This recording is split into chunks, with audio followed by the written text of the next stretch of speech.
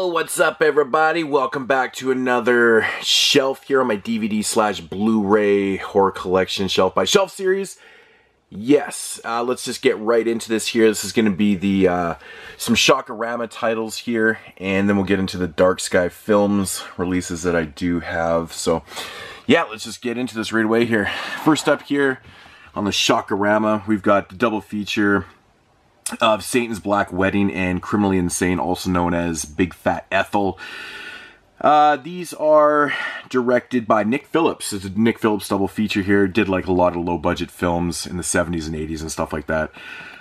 Satan's Black Wedding is such a ridiculous film about this dude right here that goes to find his missing sister only to meet the devil himself, who has this plan of wedding his brother and sister. It's really fucking strange. And Criminally Insane with Big Fat Ethel is basically about this fat bitch that gets out of the psych ward and starts killing people. It's really simple, to be honest, but yeah, low budget shit, man. You know what you're gonna get with these ones if you're familiar with Nick Phillips' work, but that's what that is right there. So I'm just gonna throw this one over here so I have a little bit more room. Next up here is Slime City. This is a great little gore film, low budget. Yeah, I've always really loved this one, man. Really fun stuff, kind of melty. Yeah, you got some melt shit right there. Yeah, this is some goodness 80s stuff right here, man. If you've never seen Slime City, check it out. I think this is actually on Blu-ray now with the sequel that I do have, I think, in a different section. I do have somewhere, but yeah, fun film, so definitely give them a shot anyways. This one, Prometheus. Lord of the Living Dead. Some German splatter here. Like, that's all you need to know about this one. If you're into splatter films, gore, ridiculously low independent stuff here, check out Prometheus, man. This is ridiculous Olaf Ittenbach stuff here, man. Like, look at these screens. Sorry about the glare, guys. It's really hard not to. But yeah, no, I did a top 10 indie gore films list, I think, on my top 10 Tuesday series a couple years ago, and this one was on there. It's really fucking nasty, gory. Good shit, though. Next up here is Chainsaw Sally. This movie actually came out after the web series had been going for a while. Season 1 of Chainsaw Sally, that was like a webisode type thing, was really fantastic, and I never knew what happened to part 2 or season 2. If anybody out there knows any information or has any information about season 2, let me know. Because I know at one time season 2 was available for pre-order on the website, and it never came out as far as I know. I've never seen anyone show it off, so, but I've always wanted to check it out because I love season 1. Then they made a movie. And, you know, of course, got Gunnar Hansen in there. It's basically about a girl that lost her parents, and she's crazy. She's essentially crazy. She kills people. That's what she does. The movie isn't as good as the TV series. I thought the TV series, or the web series, was fucking hilarious, man. It was so much fun, but this is still a pretty good time, though. It's got some good gore in it and shit. Rock and Roll Frankenstein. Now, does that not look bad or what? It's a Frankenstein story with a lot of music, essentially, what it is. So, it's actually kind of fun. Bite Me, Brett Piper film. Yeah, if you've seen a Brett Piper film, you know what you're getting yourself into. Pretty awesome special effects. It's one thing I love about Brett Piper is that you always know what you're going to get. Pretty cool stuff. Claymation, just practical effects. Shit like that, you know. Bite Me, really cool stuff. Always been a big fan of that. Speaking of Brett Piper, Shock-O-Rama on Shock-O-Rama label. Go figure. This is a anthology film. Really fun stuff. Did a full review for this years ago, I believe, on Body Bags. Awesome stuff, though. Love me some anthology films. Creature from the Hillbilly Lagoon. That is right. This is a Richard Griffin film. Obviously a take on the Creature from the Black Lagoon. More of a comedy type creature feature thing. Ridiculous fun. Always had a good time with this one. It got some good gore, some good scenes, some good laughs in this one. Creature from the Hillbilly Lagoon. Yes, people are probably going, that looks so stupid. Feeding the Masses, again, Richard Griffin. This is a zombie film. I thought it was pretty good. From what I remember, it's been a while since I've seen this one. But one thing I've always stressed about Richard Griffin is that he dips into so many different types of subgenres and genres too, which is really cool. And speaking of different type of films, it's a Richard Griffin film called Splattered Disco. This is like a musical slasher film. Very, very unique. Got Ken Foree, Lynn Lowry in this one. yeah, there's not a whole lot of films like this. I have to say, very, very unique. So, you know, just with the 3 films shown right here from his catalog, those are all different. So, that's it for the Shock-O-Rama. Shock-O-Rama stuff's actually hard to find around here. But yeah, obviously you guys can recognize what it is. It's very, very low budget stuff, but very fun.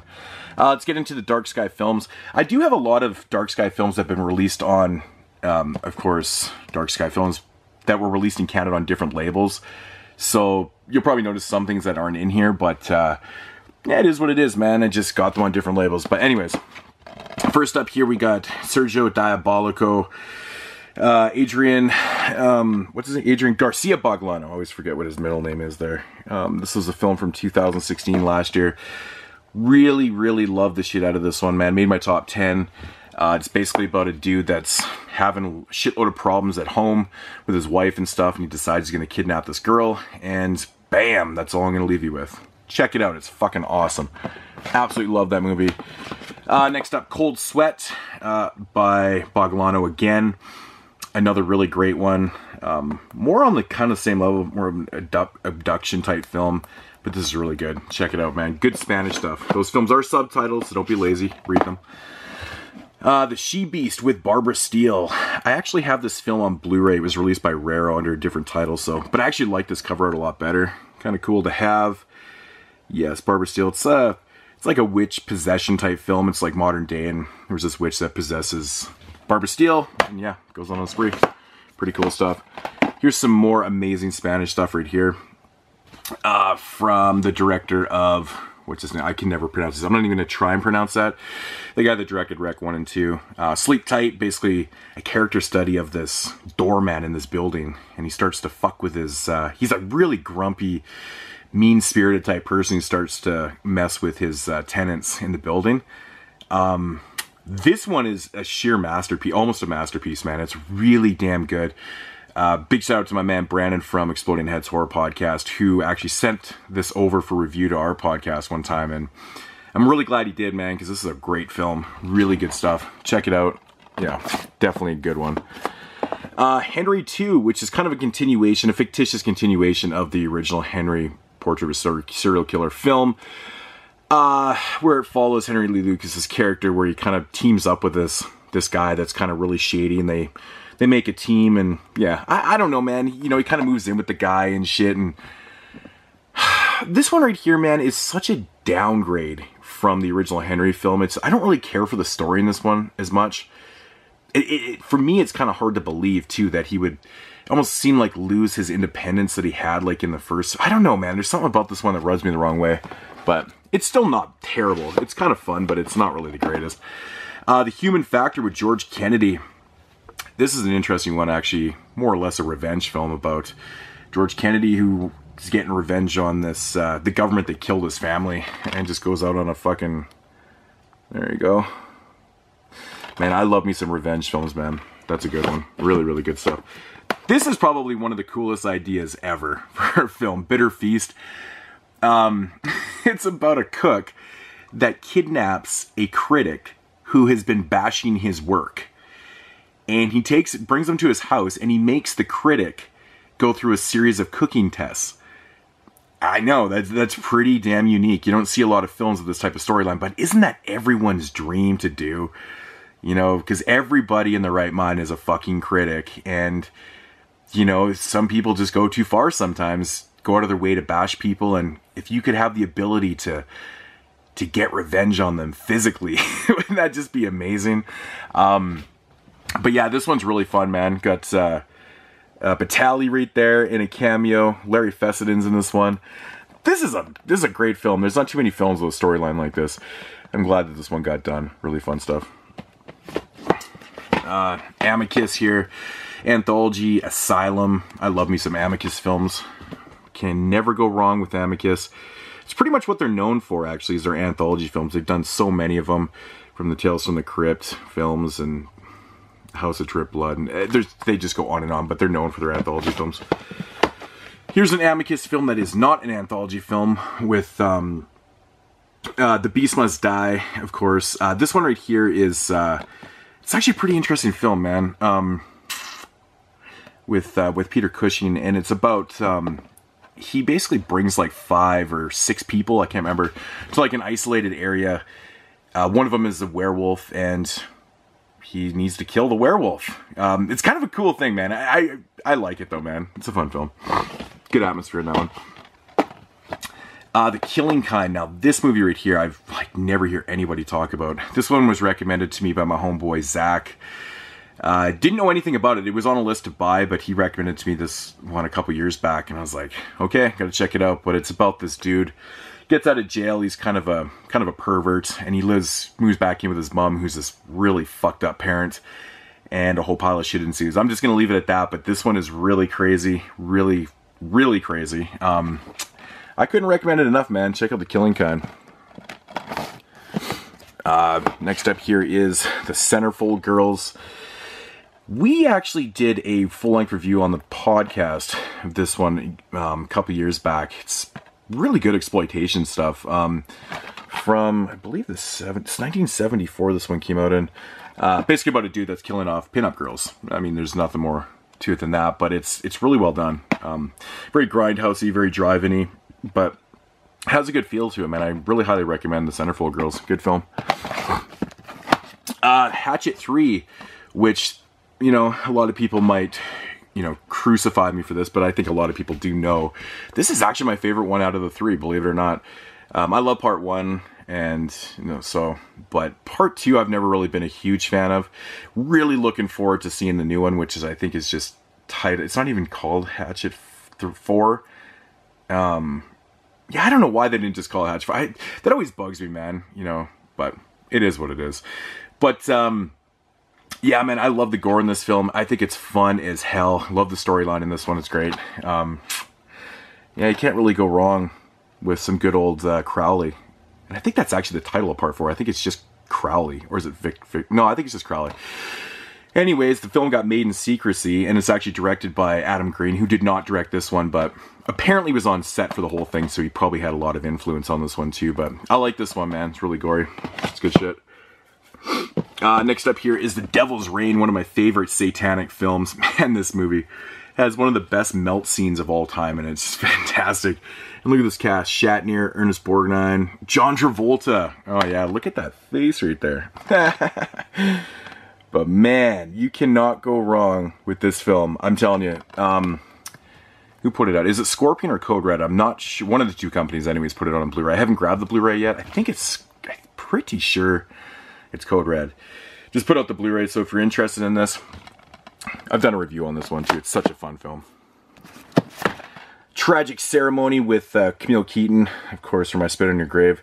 Italian film about a few friends that get trapped in the storm. They end up at this villa where their hosts are satanic. And they're about to sacrifice somebody, so they bust out of there, and now they're on the run from them and shit. It's a fucking awesome film. Love Tragic Ceremony. Glad I got a copy of this, because I know this film goes for like ridiculous cash now, which is unfortunate. I hate when films go out of print and people can't get their hands on them. That sucks. Next up is Shiver, another Spanish film, actually. This one I thought was really fucking cool, man. I know it. I remember hearing some not so good things about this one when it came out, and I was like, okay. But I wanted to check it out anyways. I like the sound of the storyline, which is about this boy that has this really weird allergy to the sun. So once it gets really bad, his mom actually moves him out into this isolated area, like out in the woods where there's really no sun and shit, and kind of goes from there. Cool film, man. Really atmospheric. Loved it. Again, subtitled. Violent Midnight, a Del Tenney film from 1960 or 62 or something. 63 it says on here. Yeah. It's like a murder mystery type thing. It's more on the lines of a thriller than horror, but I really enjoyed the shit out of this one. I think it's a good film. Vampire Party. Now, this was such an oddball release for Dark Sky Films. They don't release... I mean, at this time, they didn't release a whole lot of modern films. And this one not only was a modern film, it happened to be a modern vampire film that's a comedy. It's like, the fuck, man? Doesn't that movie just look awful? Like, the cover that just... It's got some really funny-ass moments in it, though. I actually busted out laughing a few times in this one. It's just about a group of friends that go to a party, and it turns out they're vampires, and it's feeding time, you know? It's as simple as that, but it's pretty fun. I didn't hate it. SOB, Summer of Blood, about a very awkward dude that, man, what is the story? I can't remember the storyline in this film. Yeah, he's like a very awkward guy who breaks up with his girlfriend or something like that. He starts dating, and he gets turned into a vampire. Oh man, there's some funny ass part. I love all the quotes of this, man, because a lot of those are really, those are true. But Summer of Blood, ooh, wow, look at that catch, man. I got cat-like reflexes, don't I? Yeah, I actually picked this up at the toe tag table at Wasteland a few years ago, which was kind of cool to see a Dark Sky film released there. But Werewolf on Wheels. It's as simple as a biker gang that gets turned into werewolves and goes on and wreaks havoc, man. It's not really the greatest film in the world, but I gotta say, man, I'm a big fan of that cover art. That's awesome. But it's still fun, though. You know, it's good early 70s schlock, really, man. The werewolves in this, man, they look bad. They look kind of funny. The Last Hunter, Antonio Margheriti. Yeah, man, I've stated many, many times, I'm not a big war film fan unless they're Vietnam, which is kind of ironic because I always thought the Vietnam War was just kind of stupid, but I mean, all war is stupid, I think, theoretically, but man, dude, I love me some Vietnam movies. It's so strange, like Hamburger Hill and Apocalypse Now, and the list just goes on and on and on. But this one right here, man, The Last Hunter by Margheriti, is a Vietnam story, and it's just explosions, man, and violence and gore. It's awesome. I highly recommend checking out The Last Hunter if you're into this type of stuff. Italian style, man. Another Antonio Margheriti film, Naked You Die. Giallo. Pretty cool stuff, man, from, I think, 1968, it says. That's crazy. So it's one of the earlier ones anyways, but Naked You Die, man, not bad. Not bad. Not one of the greatest ones, but still pretty cool. Jess Franco's Count Dracula from 1970 with Christopher Lee.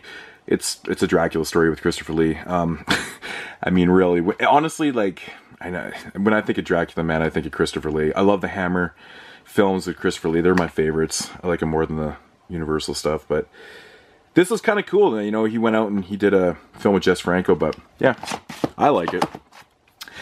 Dead at Night, directed by Dan Curtis, anthology film from the late 70s, I believe. The short here, Bobby, about the little boy that gets brought back to life or whatever.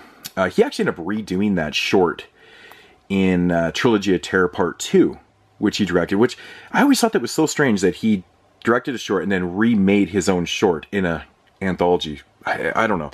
I don't know. It just always seemed weird to me. Here's the original Trilogy of Terror with Karen Black. Of course, we got the Tiki doll here. Karen Black plays in all the shorts. We all know this one. It's fantastic. I wish somebody would release Trilogy of Terror 2. It's not like one of my favorite ones from '96, but it's still really fun and definitely be worth owning. I actually could have bought a bootleg one time for like $1 and I even passed on it then. So I really don't buy bootlegs, but Eaten Alive, Tobe Hooper. I keep my DVD because I love this. I just love this edition, and I think some of the features are different on here than they are in the Arrow Blu-ray, which I own. I'm not 100% sure. I'd have to cross-reference that, but we all know Eaten Alive, man. Great, great stuff, man. My name's Buck, and I'm here to fuck. It's like some of the greatest shit ever. Love the atmosphere in this film. It's fantastic. Excuse me, man, I got the itchiest nose right now. Don't Go Near the Park with Aldo Ray and Lena Quigley. This movie is bizarre. It takes like 10 minutes to explain this film. It's so crazy weird.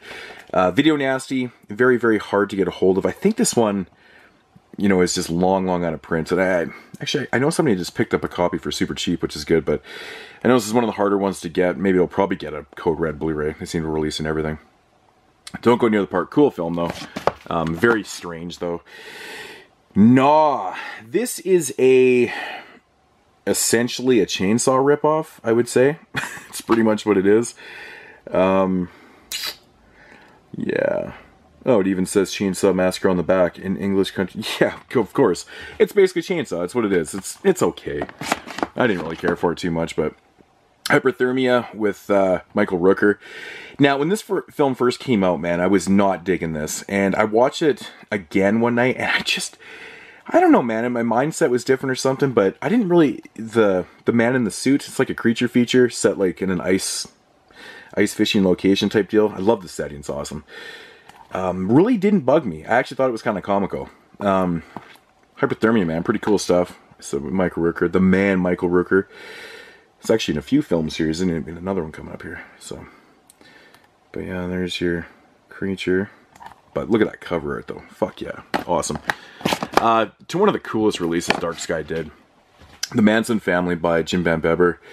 This is a marathon and a very, very graphic and violent depiction of the Manson story.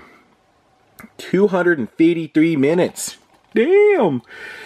Yeah, it's a long motherfucker, this one, man. I've only ever watched this once because it's so fucking long. And it's really mind-altering, too, man. It's like, if you've ever seen a Jim Van Bebber film before, you know what I'm talking about. Man, he puts in some damn work into this one, man. It's something you got to see at least once, in my opinion. So, Magic from Anthony Hopkins, with Anthony Hopkins, magician and ventriloquist doll. Pretty cool psychological type story. Anthony Hopkins is a great actor, man. It's kind of funny, man. You know, Anthony Hopkins became like a mega superstar with Silence of the Lambs, but I think people seem to forget about, like, you know, he was doing films forever before that, and this is one of his really good ones from the 70s. 78. Good shit. Good shit. Madhouse, another film that just got an Arrow Blu-ray, which I have also not picked up, and, you know, I'm contemplating not even doing it. I like Madhouse, it's not one of my favorites. If I get Madhouse, I'll probably pick it up on a sale or something like that sometime, but, you know, early 80s slasher, not a bad film. Pretty cool stuff, got some good atmosphere. It's a weird story, really weird story. This was an interesting release, Scary True Stories, 10 Haunting Tales from the Japanese Underground. Pretty cool, actually, man. Like, it's got all these shorts from 91 and 92. J-horror stuff. Some really good ones in here. A couple that I didn't care for, but it's been a while since I've seen it. But pretty cool anthology type stuff. Or just shorts, I should say. Them, one of the big Fab Five French extreme films that came out. Man, I love this movie. The atmosphere and the ending, it's just... Whew, makes me want to watch it right now, man. Love this one. Really good stuff. Never seen Them. Check it out. Awesome. And I'm not talking about the 50s creature feature. Or ant film or whatever. Which is fun too, don't get me wrong. Who Can Kill a Child? Spanish film, man. This is like the good version of Children of the Corn. Now, don't get me wrong, I like Children of the Corn, but this is a way better film. Basically about these adults that end up on this island where... until its children emerge from the shadows with the blood of their parents on their hands and hatred in their hearts for every adult. It's downright amazing. I love this, what it says on the back, man. Unapologetic and downbeat. That is a perfect quote. Awesome. Awesome film. Give it a shot. Slaughter the Vampires. Italian flick. Basically about a couple being terrorized by a vampire. It's pretty simple, very atmospheric, early 60s stuff. Black and white. Yeah, man, give Slaughter the Vampires a chance, man. Good Italian stuff. Early Italian stuff, actually. College Girl Murders. Now, I'm not gonna lie, man, I can't think of what this one's even about. I'm assuming some college girls get murdered. Yeah, something like that. I can't remember this. I really can't remember this film. I think it's from 67, 68 or something like that. I remember liking it. I can't remember the storyline. I'm sorry about that, guys. One-Armed Executioner and Cleopatra. They call me Cleopatra Wong. Some great Filipino exploitation films. Oh, shit. These are fucking awesome. This dude, it's basically a revenge film. He gets his arm cut off by this mob. Goes out on revenge. It's just fantastic action. Great soundtrack. Cinematography. Everything's awesome. They call me Cleopatra Wong. It's kind of like a... in a sense, an exploitation film, I guess. I don't know, but it's just exploitation, really. It's awesome action, great stuff, man. Great double feature. Barracuda and Island Fury double feature here. Barracuda's a little bit misleading. It's not really a Barracuda creature feature type film. It's more of a investigative. I don't even know how to explain it. Yeah, it's more of like a mystery type. I don't know, man. It's not a creature feature, put it that way. Island Fury is pretty cool. About these girls that have the situation happen to them when they're younger with these cannibals. They end up back on the island by unforeseen circumstances and shit, and they gotta fight for their lives. Pretty cool. Barracuda's actually pretty good if you just go in knowing that it's not going to be about a killer barracuda. I don't know. Government cover-ups and shit like that. Search and Destroy and The Glove. Search and Destroy directed by my boy William Freut, who directed Killer Party.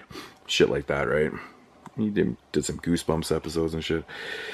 I haven't seen The Glove yet, actually. I haven't watched that one. Search and Destroy, pretty cool stuff. With George Kennedy. Got some good action in it. Yeah, I liked it. This double feature I have not even opened yet. Creation of the Humanoids and War Between the Planets. And I got this because War Between the Planets is directed by Antonio Margheriti, who we just passed up a couple films earlier. And I love Antonio Margheriti, and I wanted to check this one out because I think it's one of his early ones. Yeah, like 65 or 62. It's a really early Margheriti film, so looks kind of like 50s sci-fi-ish type stuff, so I gotta check those out sometime. Getting into some Blu-rays here, we've got the Chainsaw 4 disc edition. Blu-ray in the DVD size case. I actually rewatched this again the other night. After, you know, the passing of Tobe Hooper. Rest in peace to Hooper. It's just so fantastic. It's ridiculous. Such a good movie. Next up here we got Plague Town, which I didn't really care for. I'm not gonna lie. I only watched it once, but I don't know, man. It was about this town with a plague. I can't remember exactly the full storyline, but I just remember not really caring for it. Kind of being like really disappointed by it. Stitches, man. Ross Noble as the clown. Oh my god, this movie. So many good laughs, so much good gore, and this movie has some of the best musical cues I've ever seen in a film. If I Just Died in Your Arms Tonight. For the people that have seen this, you know exactly what I'm talking about. Such a good film, man. One of the better killer clown films to come out in the last few years. Yes, really good stuff. And I have seen the new It. So, if you're gonna ask. Late Phases. Night of the Lone Wolf. Awesome. Whoa, awesome film, man. Really, really love the shit out of this one. Great story. Oh, if you haven't seen this one, check it out. It's freaking awesome. Loved it. Man, I'm actually doing pretty good here. I'm gonna beat my 30 minutes. Frankenstein's Army. I remember actually when this movie first was coming out, I was like, man, that looks retarded. Like, I didn't even know what to think of this. It's actually really fun. Some pretty good shit in this. It has some problems, though, because the way it's shot, I think when it's shot in color and stuff, it's being set in the 40s, which I think if they had shot this in black and white, it would have made a whole lot more sense, considering they didn't have color cameras back then. So, I don't know. That I had a problem with it, but it was actually kind of cool. And last up here, we've got Henry. Ooh, focus. 30th anniversary, Portrait of a Serial Killer. Absolutely phenomenal film. One of the best serial killer films of all time, in my opinion. And not just in my opinion. I'm going out on a limb here and saying it pretty much is. So, I absolutely love this, man. Michael Rooker kills this role. I don't know what it is about this movie, but it has so much replay value for me. I've heard from some people, they say they couldn't watch this one over and over again, but I don't know. I guess I'm weird like that, so that is going to do it for shelf number 18, the mini Shock-O-Rama collection and the Dark Sky.